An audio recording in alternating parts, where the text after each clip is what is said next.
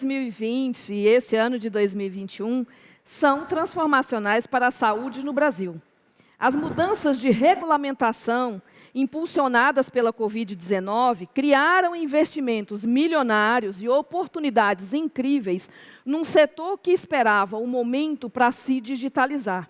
Vamos explorar quais as oportunidades para produtos e serviços, como o digital tem sido fundamental, os modelos de marketplace que surgiram e quais são os desafios e oportunidades existentes nesse mercado gigantesco.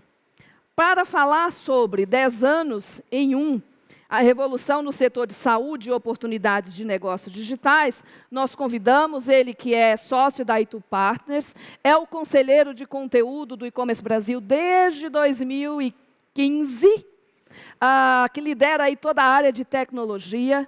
A curadoria deste evento, do conteúdo desse evento, desse espaço aqui, foi feita toda por ele, sob medida, para poder atender aí a demanda que nós recebemos ao longo de 2020 e ao longo de 2021, nesses primeiros meses, referente aos desafios e oportunidades para posicionar saúde e farma no digital.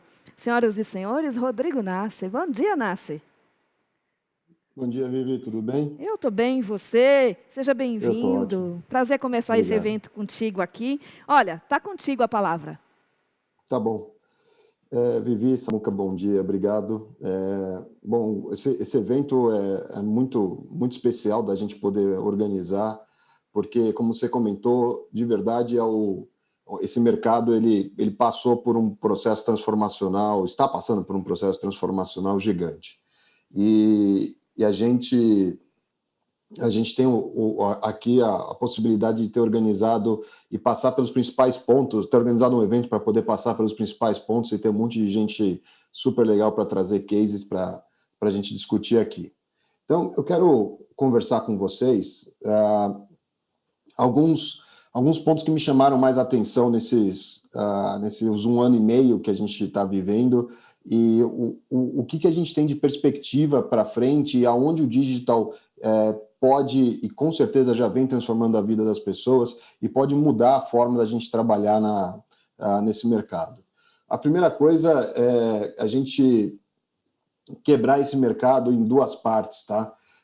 A gente tem nesse mercado uma maneira um pouco mais grosseira de dividir, onde eu vou falar muito do indivíduo, né? Então, e o indivíduo é a pessoa, é a pessoa não doente, e o paciente é o indivíduo que tem algum tipo de doença ou passa por algum tipo de problema de saúde, tá? E a gente pode ver um mercado de saúde e bem-estar, que a gente chama, dividido em mercado de bem-estar e esse mercado de saúde.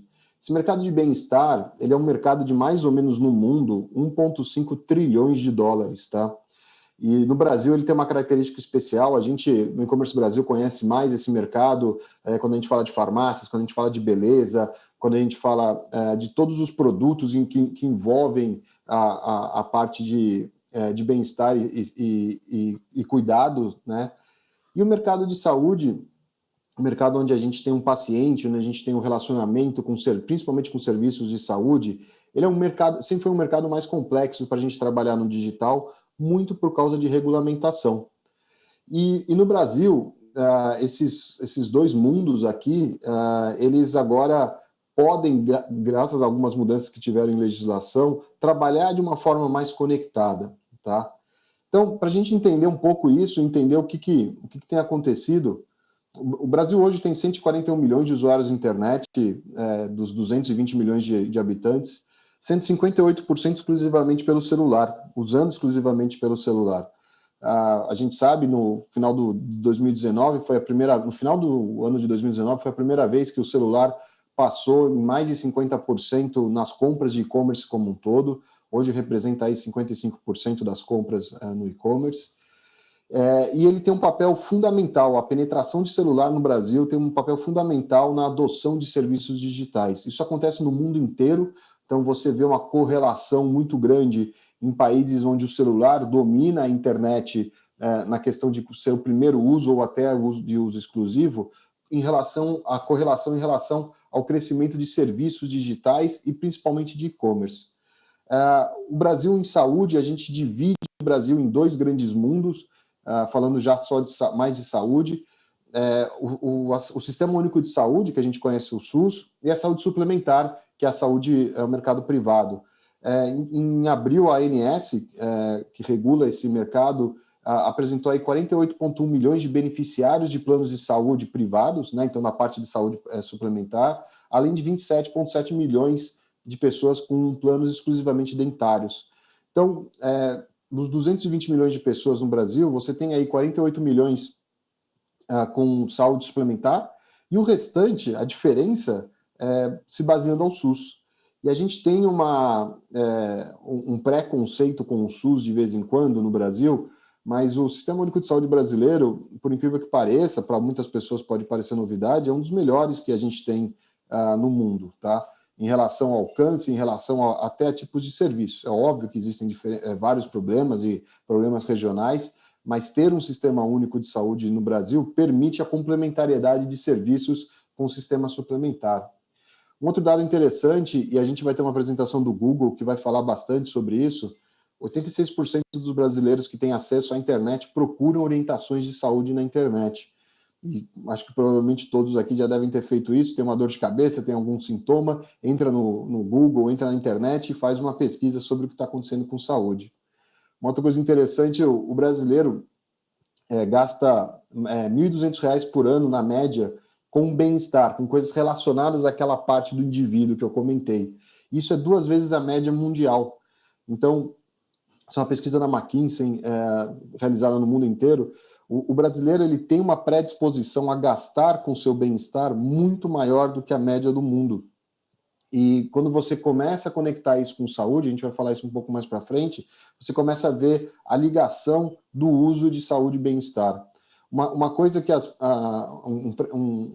uma sensação que as pessoas têm equivocadas quando a gente fala de saúde é que pelo fato da gente, a pessoa fazer parte desses 48 milhões na saúde suplementar, estarem num plano de saúde pago pela empresa ou ter esse gasto de plano de saúde, o indivíduo não gasta com mais coisas relacionadas à saúde. Isso não é verdade, né? A gente vê isso no bem-estar, onde a pessoa gasta com várias fontes diferentes, serviços e produtos para o seu cuidado, e na saúde a mesma coisa acontece, não só pelo plano não cobrir algum tipo de serviço, mas pela própria pessoa, por iniciativa, ter gastos com fornecedores particulares, né? Gastar com algum tipo de tratamento específico, alguma coisa relacionada ao seu cuidado, né, à sua saúde. Então, você tem, além dos gastos existentes hoje no plano de saúde, o brasileiro ele tem a propensão a gastar além do plano de saúde, mesmo aqueles que já têm plano de saúde. Para as empresas, esse é um dos mercados que, com certeza, mais disrupção a gente vai ver.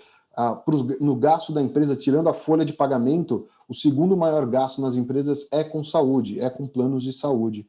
Então, a gente vai, no evento de hoje, poder acompanhar muitos casos de fornecedores e prestadores de serviço em saúde que podem ajudar as empresas de formas diferentes. E a mudança que a gente teve de legislação e regulamentação permite às empresas terem acesso a novos serviços, a novos produtos que podem reduzir bastante esse custo. A gente tem no mercado de saúde um índice chamado inflação médica, que é muito superior normalmente aos índices de reajuste de preços tradicionais que a gente tem. Isso encarece o mercado de saúde e as empresas acabam carregando esse custo. Aqueles 48 milhões de beneficiários, desde junho do ano passado, esse número vem crescendo. A gente teve uma queda em 2020, no primeiro semestre. A partir de junho de 2020, esse número voltou a crescer e pode crescer ainda mais, dado esses novos modelos de negócio que vão aparecer. A gente vai ver algumas apresentações. E outra coisa interessante, o número de health techs, o número de startups ligadas à saúde, ligando tecnologia à saúde no Brasil, cresceu absurdamente nos últimos 2 anos e principalmente no último ano. Né? Dessas mais de 600 health techs, pelo menos 200 foram criadas nos últimos 12 meses. Então você tem desde empresas com modelos de negócios novos, fazendo direct to consumer e vendendo direto para o consumidor final, a empresas ajudando no B2B, criando serviços de prestação de tecnologia e saúde juntos para ajudar as empresas a reduzirem esse custo que eu comentei. Então, esse setor todo, né, esse mercado todo, como é que ele era normalmente e o que faz algumas características do Brasil serem do jeito que ele é? Então, nosso paciente João aqui, e muitos de vocês vão se sentir representados, né, nesse exemplo, a experiência normalmente do paciente no Brasil, como é que ela é? Você sente algum problema, você tem algum inconveniente, você tem alguma situação de saúde, a pessoa no Brasil procura diretamente o pronto-socorro. E normalmente essa busca, nessa consulta médica realizada no pronto-socorro, você tem mais de 80% dos casos hoje no Brasil, eles não precisariam ir para um pronto-socorro. A estrutura de pronto-socorro no Brasil é cara, né? Para o pronto-socorro, para o hospital, essa consulta que não gera uma internação, que é simplesmente uma dor de garganta ou algum problema mais simples de ser resolvido, ela gera prejuízo para esse hospital. E aumenta um custo muito alto para a operadora de saúde, né? Que é quem paga por isso, que repassa esse custo e aumenta a sinistralidade para a empresa na saúde suplementar. Então, já de entrada, a gente começa de forma errada o nosso relacionamento como paciente com o sistema de saúde brasileiro suplementar. A gente vai direto ao pronto-socorro, quando o pronto-socorro e o ambiente hospitalar, principalmente, deveria ser o último ponto de acesso nosso, né? Quando você vai para outros países com outros sistemas de saúde, na Europa, por exemplo, você passa por o que a gente chama de médico de família ou atenção primária, onde tem um médico que faz uma triagem, uma profissional de saúde, um profissional de saúde, que faz uma triagem sobre qual é realmente o seu problema, né? Quando você entra nessa consulta médica no pronto-socorro, e você tem uma questão específica, cardiologia, por exemplo, e você vai falar com um especialista, você é direcionado para esse especialista começa a sua história toda do zero. Ele não tem teu histórico, né? E mais, né? Essas duas coisas aqui não se conversam, esse pronto-socorro aqui não conversa com esse especialista, e muitos de vocês já devem ter passado por essa situação que você que não é médico, você indivíduo que virou um paciente e não é médico, você anda com um saquinho de exames e com um histórico seu, e você precisa explicar para um profissional especialista a sua situação de saúde. Você pode cometer erros, né? Pode acontecer um problema aqui, e você é que tem que contar o que está acontecendo. E esse médico começa tudo do zero de novo, né? Outra coisa, né? A gente, por esse costume, acaba indo mais de 15 vezes ao ano para um pronto-socorro e gira e volta para essa experiência. Esse especialista faz solicitações de exames, né? Então a gente tem um mercado de medicina diagnóstica no Brasil muito forte. Você retorna com um especialista, isso tudo no Brasil fisicamente acontecendo. Caso exista um problema mais sério, você entra aí na internação e aí sim entra o papel forte do hospital. E por ter passado por isso, talvez você tenha tido muitas idas e vindas, aumenta o custo novamente de sinistralidade. Mais do que isso, muito das conversas e problemas gerados de internação poderiam ter sido resolvidos antes no ambiente ambulatorial, ou seja, no ambiente de clínica, no ambiente de conversa com os médicos, e pelo tempo dessas idas e vindas, dessas solicitações de exame e tudo mais, acaba se agravando o problema que a pessoa tem e gerando realmente uma internação.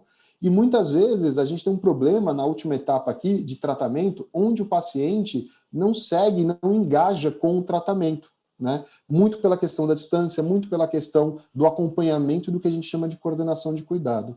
Então, esse ambiente aqui, que é o ambiente brasileiro, eu falo que tem um triângulo que, para quem é prestador de serviço para digital ou para entrar no setor de saúde, é um prato cheio para trabalhar. E que é o grande desafio para as empresas que estão envolvidas nesse setor. Que começa, os dados não são integrados, então nós, como paciente, somos responsáveis pelos dados e fazer esses dados voarem por cada uma dessas etapas aqui dessa jornada. Os serviços, eles são desconectados, então o médico do pronto-socorro não conversa com a médica especialista, né? Eles não têm essa conexão e não sabem desse histórico, cai sobre o paciente fazer isso. E os recursos são desorganizados, ou seja, o médico especialista não sabe no meu plano de saúde o que eu tenho direito ou o que eu não tenho, para me ajudar a organizar o que eu já pago para eu usar melhor, né? Ou mesmo eu tenho um plano de saúde que me dá acesso a, por exemplo, atenção primária e eu não utilizo, ou eu uso o SUS e na região que eu estou do SUS, no município que eu tenho, tem uma unidade de atenção primária e eu não utilizo. Então, esses três pontos aqui trazem essa desorganização para o sistema de saúde e o encarecem no Brasil. Para melhorar essa situação no Brasil, eu não vou entrar no detalhe, vou deixar essa apresentação, mas isso aqui é um dos exemplos de como é regulado o setor de saúde no Brasil. E eu já tentei explicar isso até para pessoas de fora do Brasil, não é uma tarefa muito fácil, mas para vocês terem uma ideia, esses dois caixinhas roxas aqui somos nós, né? A população que tem planos de saúde, planos com seguros, né? E as que não, e a população que não tem. E em azul são os players, né? Os prestadores de serviços, os médicos, as farmacêuticas, as farmácias que a gente conhece bem, os médicos, os hospitais, e em verde, órgãos que regulam esse tratamento e esse trabalho. Então, hoje, as empresas, a gente vai ter aqui casos muito legais de duas farmácias que vão apresentar seus casos, elas tinham certos limites para poderem inovar em produtos e serviços por questões de regulamentação, por questões do Conselho Federal de Farmácia, que nem está aqui, o Conselho Federal de Medicina, o Ministério da Saúde, a Anvisa, que muita gente começou a conhecer por causa da pandemia, a ANS. Então, a própria criação de produtos e serviços, que na minha opinião, a forma como você pode fazer inovação e disrupção, ela é regulada de uma forma tão forte que ela, às vezes, acaba bloqueando a forma de criar novos produtos e serviços. Muito do que a gente teve por causa da pandemia e alteração de regulamentação para a gente poder criar alguns produtos e serviços foram o estopim para a gente ter um crescimento muito alto do uso de serviços de saúde. Então você tem, nessa situação toda aqui, principalmente esses fornecedores nessa caixinha, trabalhando e tentando criar produtos e serviços novos, né? Para atender essa experiência toda que eu comentei do paciente de uma forma nova, de uma forma diferente. Só que tendo que trabalhar com essas entidades todas, né? E às vezes a gente nem percebe. Às vezes tem, por exemplo, a gente vai ter uma apresentação para falar de IoT, como que os dados ajudaram muito o Hospital das Clínicas, por exemplo, só que a IoT passa pela Anatel, por exemplo, a regulamentação desses devices entrando no Brasil. Então, isso tudo aqui, eu quero pegar um exemplo para mostrar o que alterou no Brasil e como que isso, o impacto profundo que teve nesses últimos 18 meses, tá? Que é telemedicina, tá? Telemedicina, a gente tem um preconceito na nossa cabeça sobre telemedicina, achando que telemedicina é simplesmente a teleconsulta, aquele momento que a gente está com a médica, com o médico ali fazendo a consulta. Na verdade, telemedicina, ela é todo o atendimento à distância que você faz em todo aquele processo da jornada que eu mostrei. Então, você pode ter teletriagem, você pode ter a teleconsulta, o teleretorno, você tem telecirurgia, você tem teleacompanhamento no tratamento. Então, para aqueles que já vêm do mercado de digital, ter a possibilidade regulada, autorizada, para poder fazer alguma coisa à distância, já começa a pipocar na nossa cabeça formas de ajudar o usuário, ou a usuária, no caso o paciente, a transitar muito melhor pela jornada. Ou seja, resolver aqueles 3 bloquinhos que eu falei dos dados, dos serviços e dos recursos, resolver aquilo através de produtos e serviços novos, se torna uma realidade no Brasil. Então, em abril de 2020, a gente teve a Lei 13.989, que regulamentou de forma emergencial a possibilidade de se utilizar a telemedicina no Brasil, com alguns requisitos básicos, né, prontuário eletrônico, um sistema seguro de comunicação, enfim, que permitiu a gente utilizar a telemedicina. O Brasil já fazia isso de outras formas, né? A telemedicina no Brasil ela já foi, em parte, regulamentada e depois desregulamentada pelo CFM, mas aqui a Anvisa, a CFM e o Ministério da Saúde se juntaram para criar essa regulamentação. E aí, a partir de abril, para vocês terem uma ideia, esse é um dado da pesquisa da Associação Brasileira de Planos de Saúde. em 2,5 milhões de teleconsultas, ou seja, uma base estatística muito boa para a gente estudar e entender o que está acontecendo entre abril de 2020 e março de 2021, 90% dos casos foram resolvidos à distância. Ou seja, 90% dessas 2,5 milhões de teleconsultas, se a gente não tivesse em pandemia e tudo mais, e usasse esse sistema, a gente evitaria aquilo que eu falei de ir para o pronto-socorro. Ou seja, eu tive o contato com um profissional de saúde, que me orientou sobre um problema que eu tive, provavelmente pode ter emitido uma prescrição eletrônica digital, que outra coisa que foi regulamentada ainda mais forte durante a pandemia para ser utilizada. Eu pude entrar online numa farmácia e fazer a compra daquele medicamento e receber dentro de casa. Eu pude fazer o pedido de um exame e receber um serviço em casa de uma empresa de medicina diagnóstica, de uma vacina, né? Então, o usuário perde a necessidade de ter que ir fisicamente até os lugares, obviamente num contexto de pandemia pela situação que a gente está, mas vejam que 90% dos problemas foram resolvidos, né, das causas foram resolvidos aqui.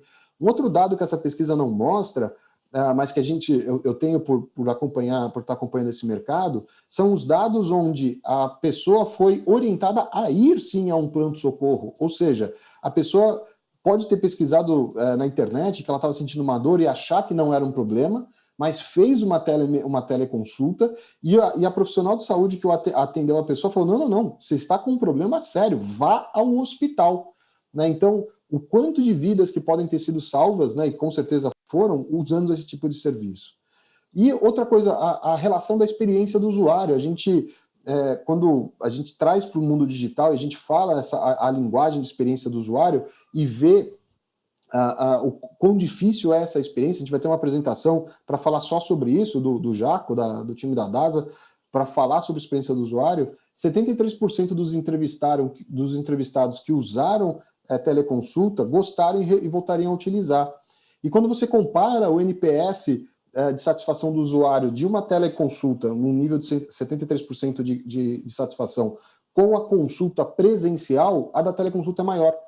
Então, o usuário gostou de utilizar isso durante a gente está vivendo na pandemia, e provavelmente existem discussões muito grandes ali no CFM, no Ministério da Saúde, para manter a regulamentação, buscar com o aprendizado de tantas consultas que realizaram, quais vão ser as bases para a utilização da teleconsulta, mas que o usuário gostou, ele gostou. E os médicos e médicas também. Então, os profissionais de saúde também gostaram. Não são médicos, mas enfermeiros também que fazem teletriagem, apresentam um nível de satisfação com a utilização de serviços de telemedicina muito grande. E, pensando no mercado como um todo, globalmente, esse mercado em 2020 movimentou 45 bilhões de dólares e deve chegar a 175 bilhões em 2026. Então, é uma alteração, uma canetada de legislação que faz com que a gente tenha a possibilidade de trabalhar uma experiência nova para o usuário, criar novos produtos e serviços, tem efeitos que de verdade ajudam a jornada do paciente nesse desafio de conectar dados, de trabalhar com serviços que não se conversam e recursos que não são organizados, né? E o que a gente consegue ver para frente? O que a gente tem de tendência em saúde que pode ajudar quem participa e quem atua nesse mercado? Um conceito que a gente chama de consumerização da saúde. O que é isso? É a pessoa, o indivíduo, e aqui com o nome de consumidor, deter maior influência e controle sobre a saúde e seu cuidado. Então, desde, por exemplo, Lei Geral de Proteção de Dados, que em saúde faz com que o indivíduo de verdade tenha poder sobre os seus dados e possa dividir, compartilhar com a profissional de saúde ou a empresa que ele precisa para prestar saúde, mas que ele assuma esse controle, né? E assumir esse controle, ele precisa de ajuda, que é o segundo item, o que a gente chama de atenção primária, que é um modelo muito utilizado fora do Brasil e que no Brasil começa a pegar mais tração, e a gente vê prestadores de serviços oferecendo isso em planos de saúde, por exemplo, que é você conversar com um profissional de saúde mais generalista. Esse profissional te dá a orientação. Então, por exemplo, no caso de telemedicina, se fosse através de telemedicina, talvez 90% aí dos casos sendo resolvidos já nessa primeira interação, sem ter que cair na parte mais cara do sistema de saúde. e a coordenação de saúde, que é você ter uma empresa, um profissional, um conjunto de profissionais de saúde ajudando o indivíduo a saber qual que é o recurso que ele tem que utilizar, qual que é o serviço, integrar um serviço com o outro, passar suas informações de saúde entre uma médica e um médico especialista, né? Então, esses modelos novos de cuidado, de negócio, a gente vai ver a apresentação aqui de um caso de uma empresa que trabalha nesse modelo, e como que isso altera. Isso permite a gente criar novos produtos e serviços digitais. Outra coisa são os novos modelos de negócio propriamente dito. Então, o modelo que a gente conhece de marketplace, muito tradicional no e-commerce, ele surge, né, apareceram mais de seis ou sete plataformas de negócio no modelo de marketplace para serviços de saúde, mas aí tem uma pegadinha, o serviço de saúde, diferente de um outro tipo de serviço, por tudo que eu expliquei de regulamentação, ele requer alguns cuidados. A gente vai ter uma apresentação do time da Saúde D só para explicar a diferença, e aí como os fornecedores de saúde podem se conectar a esses setores, a esses marketplaces, né, e gerar mais vendas, né, então engajar na coordenação de cuidado do paciente, da paciente. Então você tem oportunidades para empresas que são do setor de saúde a utilizarem um novo canal digital chamado Marketplace em saúde, mas tem sim algumas diferenças de como se conectar.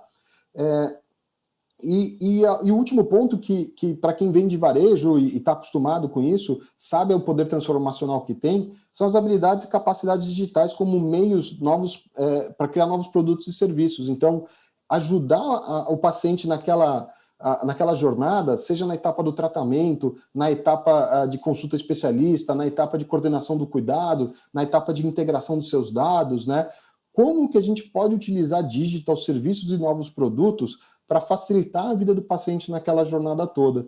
E com a regulamentação aparecendo, e provavelmente deve se manter do jeito que está, ou ter uma pequena evolução, a oportunidade da gente pegar produtos e serviços já existentes do mundo analógico e trazer para o digital são muito grandes, né? E abrirem novos canais de venda, novos processos de participação, ajudando as empresas a gastarem menos no setor na saúde suplementar, gastar menos com saúde, gastar certo, né? Gastar melhor e certo. O indivíduo poder coordenar seu cuidado, ter uma coordenação de cuidado melhor e cuidar mais da sua saúde.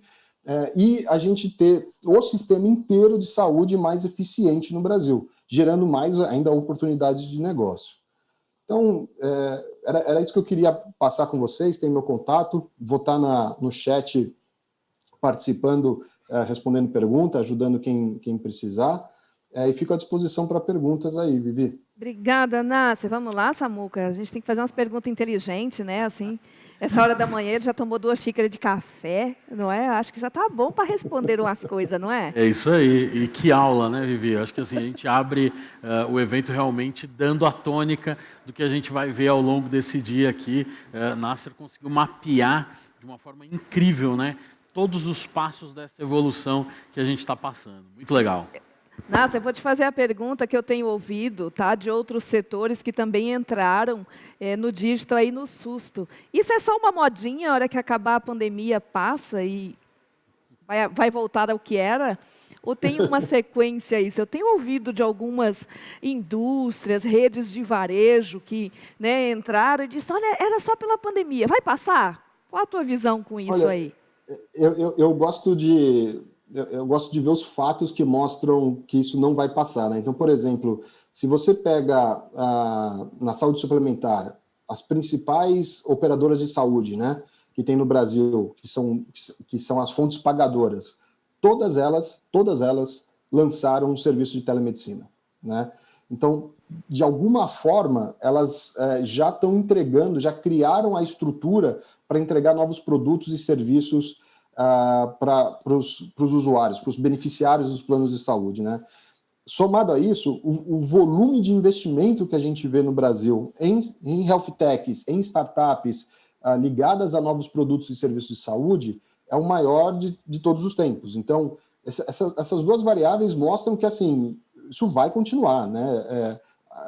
A diferença é que uma coisa que ia acontecer de uma maneira gradual ao longo de 5 anos, 10 anos, aconteceu em 1 ano e meio. Então, aquelas empresas de saúde mais tradicionais, ou prestadores de serviço dentro do setor de saúde como um todo, precisam acelerar a maneira de pensar produtos e serviços. Aquelas pessoas que querem entrar nesse mercado têm essa oportunidade, porque o paciente, o usuário, gostou bastante, e eu acho muito difícil a gente não seguir do jeito que está. Vivi, o pessoal da produção falou que eu fiquei numa situação ingrata aqui, que eu fiquei de costas para o Nasser. Desculpa, Nasser. Eu realmente não estava me atentando que a gente está com a tela aqui atrás, me perdoa. Nasser, chegou uma outra pergunta aqui para a gente, super bacana, sobre o teu ponto de vista também de evolução, né? Esses modelos de saúde, principalmente com foco em dados e análises, né? Que é uma coisa que a gente viu mudar radicalmente aí. Isso prevê uma redução e melhorias nas jornadas? Qual que é o teu ponto de vista aí? Com certeza. Por exemplo, só o fato de você conseguir ter uma integração do perfil do usuário, né, do perfil do paciente em relação a seu histórico clínico, ao seu histórico médico, isso já ajuda o médico que atender essa pessoa a fazer um melhor atendimento e, por consequência, reduzir a necessidade de pedidos de exames desnecessários, de consultas desnecessárias, e com certeza o sistema todo de saúde reduz o seu gasto desnecessário, né? A gente tem, no Brasil, duas coisas interessantes que acontecem. A gente tem um grupo de pessoas que acabam tendo exames desnecessários pedidos, né, por falta de integração de dado, né, por causa disso, e a gente tem um grupo de pessoas que pedem exames, poucos exames, né, acabam não entrando de forma correta no sistema de saúde, e os dois são maléficos à saúde da pessoa e ao sistema de saúde como um todo. O simples organização de dados, e aqui a gente não está falando nada de ciência de dados, machine learning, nada disso. A simples organização, distribuição e padronização de dados na cadeia de saúde ajudaria a resolver muito isso, muito. Nasser, uma outra coisa que está vendo, a gente vê em notícia uma coisa aqui, outra ali, tem a ver com essa pandemia, que é um negócio que já é comum, por exemplo, quando você vai para a África, tu tem que tomar a vacina de febre amarela. Está se falando aí de um passaporte, né? Fala um pouquinho disso, do que você está vendo aí pelo mundo em termos de comportamento com relação a isso. Esse é um tema que está bem dividido no mundo, tá? Então, o que se fala muito do passaporte digital, que é o controle sobre os usuários, sobre as pessoas, em relação à vacinação, obviamente, referente à Covid aqui. Onde você carregaria contigo um aplicativo em que diria se você está imunizado ou não está imunizado, e você precisaria apresentar esse aplicativo através de um QR Code para entrada ou não em certos lugares. Então você tem, desde o começo da pandemia, por exemplo, a China implementou isso de maneira forçosa e obrigatória. Alguns países da Europa estão implementando isso e pedindo, outros são completamente contra. Nos Estados Unidos, alguns estados têm discutido a implementação, sim, de um passaporte digital desse. No Brasil, há 2 semanas, se eu não me engano, o presidente o presidente da República teve uma discussão sobre esse ponto, porque na Câmara dos Deputados e no Senado existe uma discussão sobre uma legislação sobre isso, sobre um passaporte único de saúde, que seria a junção da carteira de vacinação com um aplicativo, mais o passaporte de saúde. Então, existem discussões, na verdade, muito mais políticas e de legislação sobre o uso ou não do que técnicas. Tecnicamente já existe isso, a Índia fez, a China fez e tem aplicado, mas existe uma discussão sobre privacidade, sobre se o usuário pode ou deve ou não ter que passar essa informação. Então, a discussão é muito mais complexa do que isso.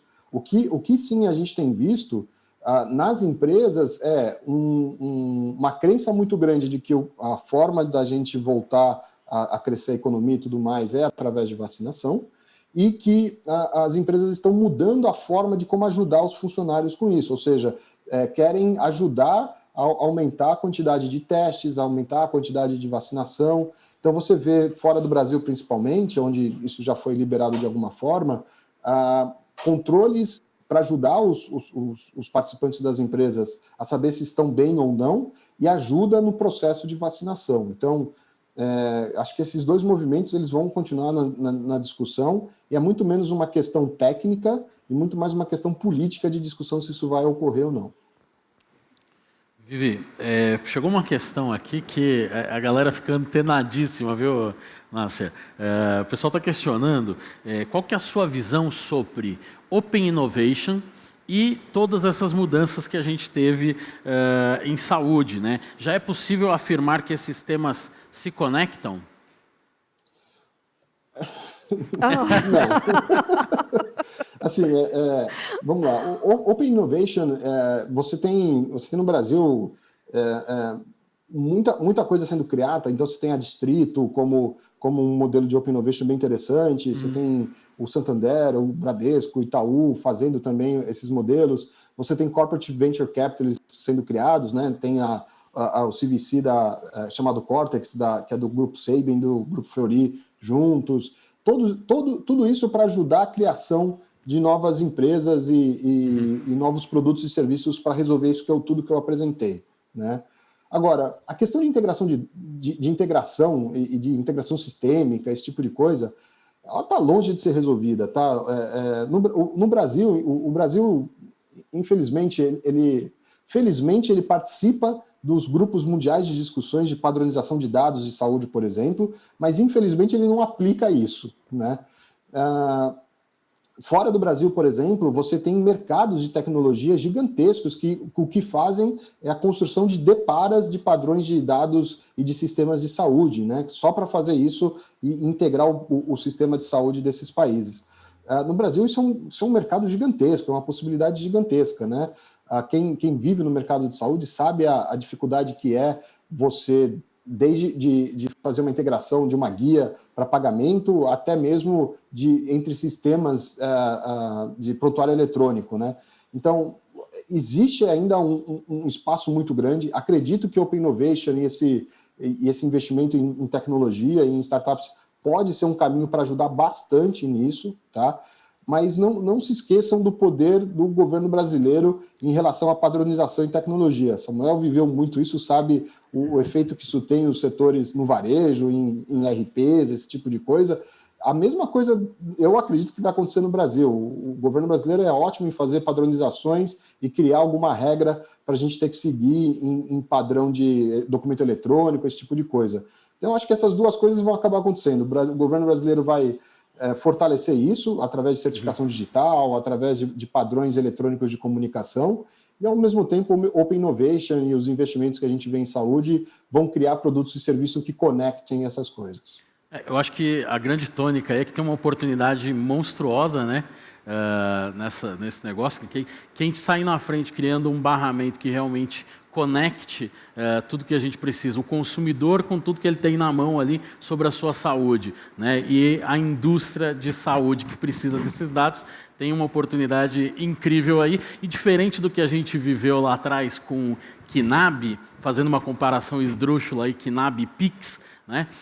A gente sabe que hoje as coisas tendem a acontecer de um jeito muito mais legal, muito mais simples e, por óbvio, muito mais rápido também, né, Nasser? Mas essa relação que você fez, Samuca, ela é muito pertinente para quem quer analisar o setor de saúde e se comparar com o setor bancário brasileiro. O que a gente está vivendo hoje é o que a gente viveu lá atrás quando se falou de internet banking. Não estamos nem falando de open banking, de tudo isso que é o ápice da evolução do setor financeiro. Então, acho que o setor de saúde ainda está se for comparar, está lá atrás quando o internet banking apareceu, entendeu? Então, tem um caminhão de coisas para acontecer ainda. Tem muita pista aí para a gente rodar ainda. Vamos lá. Nasser, obrigada. Bom dia. Obrigado, Vamos conversar contigo esse evento. Obrigada. Obrigado, Nasser. Um abraço. Tchau, tchau. Obrigado. Um abraço. Tchau.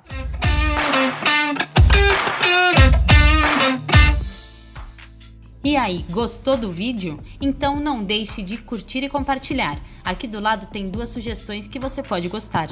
Até a próxima!